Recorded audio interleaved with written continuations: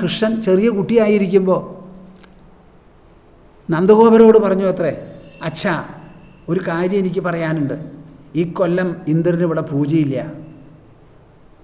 നിങ്ങളെല്ലാ കൊല്ലവും ഇന്ദ്രന് പൂജ ചെയ്യുന്നുണ്ടല്ലോ. അയ്യോ കുട്ടി, അവൻ എന്താ പറയണത്? ഈ കണ്ട കാലം മുഴുവനും ഇന്ദ്രനെ പൂജിച്ചു വന്നു, ഇക്കൊല്ലം ഇന്ദ്രന് പൂജയില്ല എന്ന് പറയണു. അവൻ എന്തെങ്കിലും പറഞ്ഞാൽ കുസൃതിക്കാരനെ അത് ഒപ്പിക്കും, നമ്മൾ തോൽക്കുകയുള്ളൂ. അബദ്ധം അവൻ പറഞ്ഞിട്ട് ഇന്ദ്രൻ ഇനി പെരുമഴയും ഇടിയും മിന്നലും ഒക്കെ ആയിട്ട് തന്നാൽ നമ്മൾ എന്താ ചെയ്യുക? അച്ഛൻ എന്ത് പറഞ്ഞാലും പറ്റില്ല. അപ്രത്യക്ഷമായിരിക്കുന്ന ശക്തികളെ നമുക്ക് ഇങ്ങനെ ഭാവിച്ചു കൊണ്ടു നടക്കാൻ പറ്റില്ല. നമുക്കിവിടെ ആശ്രയം ഗോവർദ്ധനമാണ്. ആ ഗോവർദ്ധനം എന്ന് പറയുന്ന പർവ്വതത്തിലാണ് നമ്മുടെ പശുക്കൾ മേയുന്നത്. പശുക്കളാണ് നമ്മുടെ ധനം.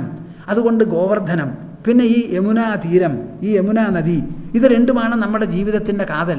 ഈ യമുനയെ പൂജിച്ചോളൂ, ഗോവർദ്ധനത്തിനെ പൂജിച്ചോളൂ. ഈ കാണാതെ ആരോ പറഞ്ഞു കേട്ടിട്ടുള്ള ഇന്ദ്രനും ചന്ദ്രനും പൂജ നടക്കാൻ പറ്റില്ല, ഞാൻ സമ്മതിക്കില്ല. അങ്ങ് ഇനി നിർബന്ധിക്കുകയാണെങ്കിൽ ഇന്ദ്രൻ എവിടെയാണെന്ന് എനിക്ക് പറഞ്ഞു തരണം. അവസാനം കുട്ടി ജയിച്ചു, പൂജ നിർത്തി. ഇന്ദ്രൻ കോപിച്ചു, പേമാരി വിട്ടു, എല്ലാവരും പേടിച്ചു. അപ്പോഴാണ് കൃഷ്ണൻ ഗോവർദ്ധനത്തിനെ കടപൊഴുക്കി ചെറുവെല്ല് നിർത്തി സംരക്ഷിച്ചത്. ആഴ്ചകളോളം നീങ്ങി, ഇന്ദ്രൻ തോറ്റു തുന്നമ്പാടി, കുട്ടി ജയിച്ച് പരിലസിച്ചു. ഇത് കഥയിലൂടെ പറഞ്ഞു തരികയാണ്. ഈ പ്രത്യക്ഷമായ ലോകത്തിൽ നമുക്കുള്ളതൊക്കെ പ്രത്യക്ഷ ഘടകങ്ങളാണ്.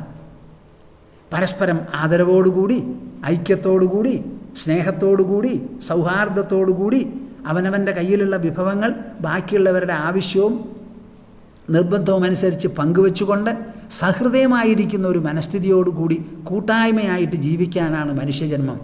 അല്ലാതെ ധൂർത്ത് കാണിക്കാനോ ബാക്കിയുള്ളവരെ വിസ്മരിക്കാനോ ആരുമില്ല, ഞാൻ മാത്രം എന്നുള്ള ഒരു അഹങ്കാരവും ഗർവിനുമൊന്നും ഇവിടെ സ്ഥാനമില്ല. അങ്ങനെ വ്യക്തിപരമായും വ്യക്തിയമായും കുടുംബപരമായും കുടുംബീയമായും സമാജീയമായും നമുക്ക് വേണ്ട നന്മകളും മൂല്യങ്ങളും സഹകരണങ്ങളും ഇല്ലാത്തവർക്കാണ് ഈ ഈശ്വര പൂജയും ഈശ്വരാരാധനയും ഒക്കെ. നേരിട്ട് വളർത്താൻ പറ്റാത്തത് വളച്ച് വളർത്തിയെടുക്കുകയാണ്.